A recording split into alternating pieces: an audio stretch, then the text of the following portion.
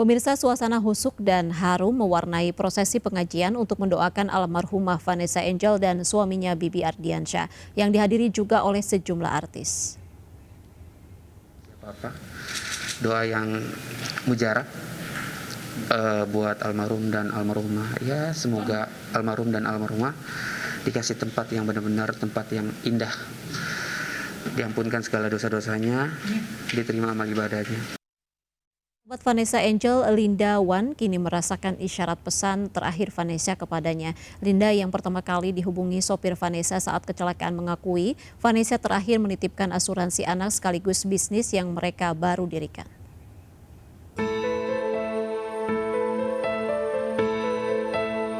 Sepekan telah lewat sejak Vanessa Angel dan suami tewas karena kecelakaan mobil. Kini muncul sosok Linda Wan yang disebut-sebut baru saja bertemu Vanessa sebelum kecelakaan. Linda mengaku ia menerima kabar lewat telepon pertama kali dari sopir Vanessa meminta tolong karena mobil baru saja kecelakaan. Pertama kali tahu waktu setelah kejadian si Jody supirnya itu telepon pakai HP-nya Vanessa, telepon di grup. Nah kebetulan hanya saya yang online. Saya langsung angkat dan Jody bilang tolong. Kita lagi kecelakaan kak, tolong. Linda kemudian bergerak menyambangi jasad Vanessa dan suami sekaligus memindahkan pengasuh anak Vanessa yang luka-luka ke rumah sakit yang lebih besar. Sejak peristiwa kecelakaan, Linda baru merasakan isyarat Vanessa kepadanya untuk menjaga bisnis yang baru saja mereka dirikan dan memikirkan asuransi anak Vanessa hingga dewasa kelak. Ternyata pesan itu laksana perpisahan terakhir Linda dengan Vanessa.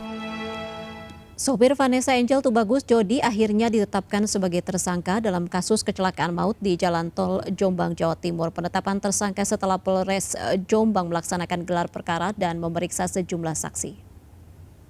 Kejaksaan Negeri Jombang telah menerima surat perintah dimulainya penyidikan atau SPDP dari kepolisian. Dalam SPDP, sopir Vanessa Angel Jody ditetapkan sebagai tersangka dalam kasus kecelakaan maut yang terjadi di ruas tol Jombang Mojokerto. Penetapan tersangka setelah proses Polres Jombang, Jawa Timur melaksanakan gelar perkara. Selanjutnya kejaksaan akan meneliti berkas dan menunjuk 3 jaksa yang dipimpin Kasih Pidana Umum Kejari Jombang. Jody dijerat pasal 310 tentang lalu lintas dan angkutan jalan dengan ancaman hukuman paling lama 6 tahun penjara.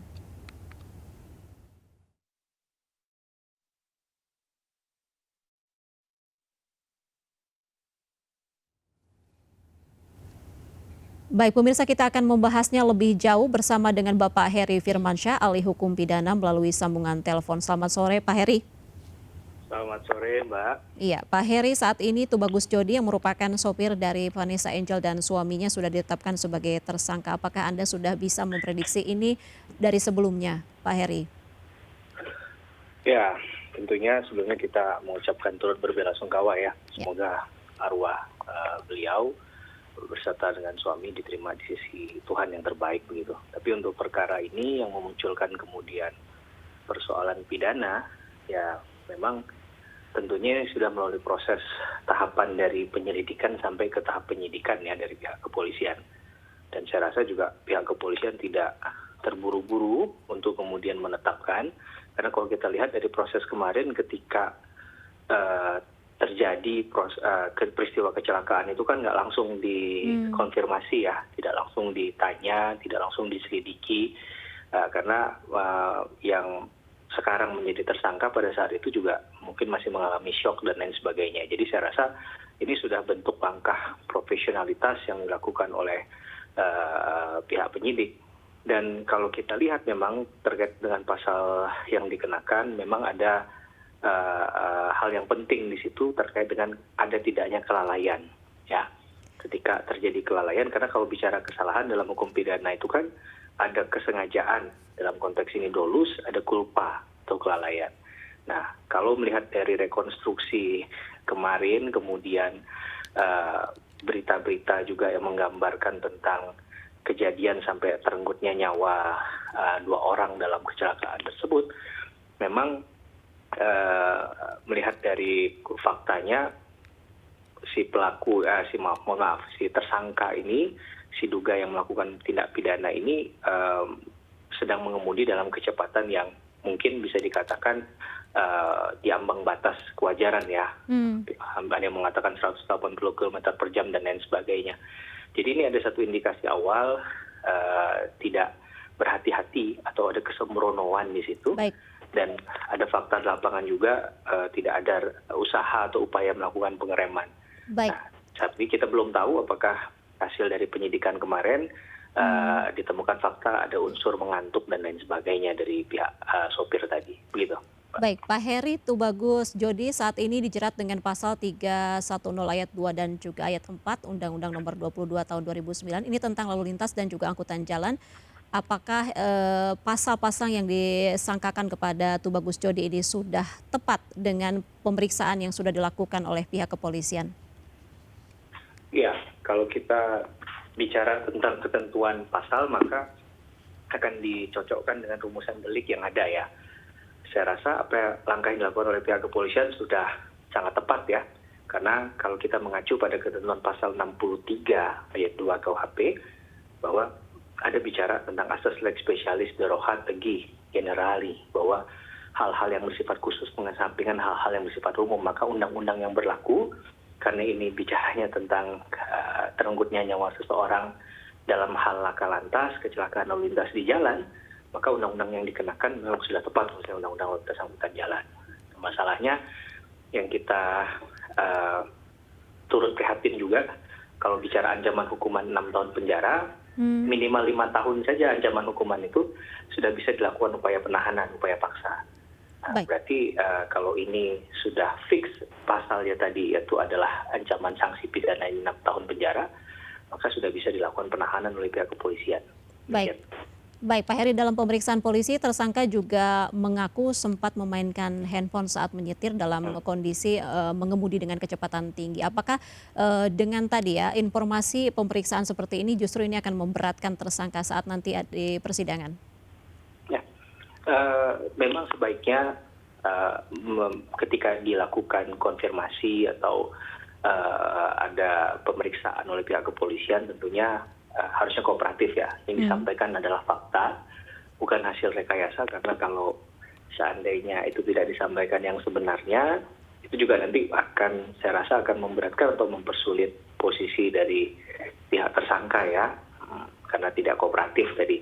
Jadi kalaupun disampaikan ada fakta memainkan handphone, ini kan untuk memperkuat atau menegasikan faktanya bahwa memang ada unsur kelalaian di situ, karena premis awalnya adalah setiap orang yang mengendarakan kan harus fokus ya Mbak ya. Mungkin manusia pada umumnya ya jarang bisa melakukan satu hal dalam satu waktu, ada beberapa kegiatan apalagi dalam mengemudi, makanya perlu konsentrasi. Nah dalam konteks ini tadi mungkin jika itu disampaikan kepada pihak kepolisian akan memperkuat adanya unsur kelalaian dan dalam konteks yang lebih luas lagi kesalahan dari pengemudi tadinya begitu. Baik, dalam pemeriksaan polisi juga disampaikan jika Tubagus Jodi mengemudi dalam kendaraan ataupun dalam pacu yang cukup tinggi yakni di atas 100 km per jam dan ini melebihi peraturan yang memang sudah ada begitu. Nah terkait dengan peraturan tadi untuk mengemudi itu sendiri sebenarnya sudah adakah payung hukum yang mengatur itu dan bahkan ini mungkin bisa menjadi pasal tambahan begitu untuk tersangka? Ya, sebenarnya tanpa harus melihat undang-undang, kalau kita sering berkendara melalui jalan tol ya Mbak ya, kadang kan memang sudah ada warning ya, apalagi kalau kita melewati batas antar provinsi, biasanya hati-hati begitu ya, ada keluarga yang menunggu di rumah, kemudian di sini ada data kecelakaan lalu lintas yang menunggu nyawa berapa, bahkan kadang ada catatan perhatikan kecepatan, batas kecepatan sekian, dan itu sudah dilakukan seharusnya dengan pihak-pihak mungkin jasa marga begitu ya, yang mengurusi masalah jalan tol juga, kemudian juga pihak kepolisian sudah disosialisasikan dengan cukup baik. Tapi ya memang ketika bicara di jalan, ya apalagi ini jalan tol, jalan lurus begitu ya, bebas hambatan, kadang mungkin ya secara individu orang tergelitik untuk lebih menekan atau menginjak pedal gas daripada rem, itu mungkin luar dari kontrol. Tapi dalam konteks sosialisasi, pemberitahuan, tidak hanya bicara dalam konteks undang-undang ya, tapi itu disampaikan secara luas begitu di tepi-tepi jalan tol itu banyak kita perhatikan rambu-rambu semacam itu. Baik, sebelumnya juga sempat disampaikan jika sopir dari Vanessa Angel ini mengaku kelelahan. Nah, jika alasannya berkaitan dengan kelelahan, apakah jeratan hukumnya nantinya akan berbeda kalau sebelumnya kan kelalaian begitu? Ya, mungkin ya, kita kalau bicara kemungkinan semua mungkin saja ya Mbak, ya. 0,00 sekian persen juga bisa jadi kemungkinan.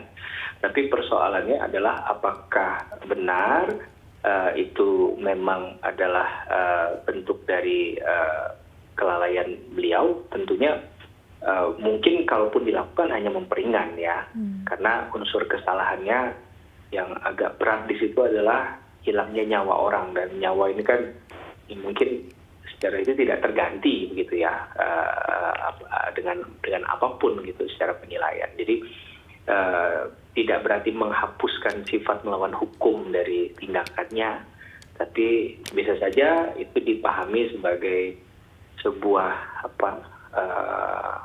sikap dari seorang manusia biasa begitu ya, yang mungkin saja bisa ngantuk, tapi kan sebenarnya kalaupun mengantuk masih bisa untuk sebenarnya mencari rest area kalau di tol ya, untuk menepi, untuk istirahat, tidak dipaksakan begitu. Nah, tapi karena ini namanya kecelakaan, mungkin saya pun berpikirnya tidak ada yang menginginkan kejadian ini karena bisa semua jadi korban. Tapi memang ada ancaman sanksi pidana bagi kelalaian tadi, karena itu bisa juga bukan hanya membahayakan yang di dalam mobil ya, tapi juga orang yang di luar dari orang yang sedang berlalu lalang di situ juga. Jadi ini pesannya di situ yang ingin disampaikan, harus berhati-hati. Baik, Pak Heri, mungkin terakhir ini banyak sekali sebenarnya kasus yang berkaitan dengan kecelakaan tunggal, kemudian sopirnya menjadi tersangka. Jadi artinya banyak yang menyampaikan juga sudah jatuh tapi tertimpa tangga pula. Padahal kecelakaan ini kan kesengajaan. Menurut Pak Heri, apakah undang-undang yang tadi diberlakukan untuk kecelakaan tersebut bisa dikatakan pasal karet? Ya. Sebenarnya kita bicara dalam konteks ini ada juga beberapa kejadian ya yang kemudian dimaafkan dari keluarga pelaku, ya akhirnya mungkin ya berakhir secara di luar dari konteks proses hukum ya, out of court settlement gitu. Tapi ini kan kembali lagi, ini memang ada faktanya, ada yang meninggal, ada yang meninggal kecelakaan tadi, dan itu bukan satu orang, lebih dari satu orang, dan pihak kepolisian sudah melakukan proses penyidikan. Tentunya fakta-fakta tadi sudah diurai secara lengkap, di mapping sedemikian rupa, kemudian dikumpulkan saksi. Nah, bagi saya pribadi, mungkin kemungkinan minimum 2 alat bukti tadi sudah tercukupi ya, untuk kemudian ditetapkan tersangka. Walaupun saya sepakat juga di sisi lain bahwa yang namanya kecelakaan tadi nggak ada yang menginginkan, bahkan ini kalau tidak secara bijak diterapkan, maka mungkin akan banyak menimbulkan korban. Tapi mungkin in case di perkara yang lain, misalnya ada seorang orang tua, katakanlah seorang ayah membawa anaknya, kemudian dia membawa mobil, ternyata mobilnya bocor, kemudian dia menepi, ternyata dia lupa rem tangan anaknya di depan, dan kemudian terlindas dan meninggal. Mungkin pasal tadi atau hukum tadi bisa dipertimbangkan agar orang ini tidak jadi double criminalization, bahwa satu dia sudah kehilangan anaknya, yang kedua dia juga harus dipidana. Nah, saya rasa aparat penegak hukum sudah sangat memikirkan, mempertimbangkan hal itu, dan langkah terbaiknya sudah diputuskan sejauh ini adalah misalnya sudah penetapan tersangka, berarti sudah melewati gelar perkara, kemudian mungkin juga sudah meminta keterangan ahli, saksi dan lain sebagainya. Baik, Pak Heri, artinya masih akan ada pertimbangan begitu terkait tadi ya kasus-kasus yang menimpa kecelakaan tunggal di jalanan. Terima kasih Pak Heri Firmansyah, ahli hukum pidana. Salam sehat selalu dan selamat sore. Baik pemirsa, kami masih akan kembali usai jeda, tetaplah bersama kami.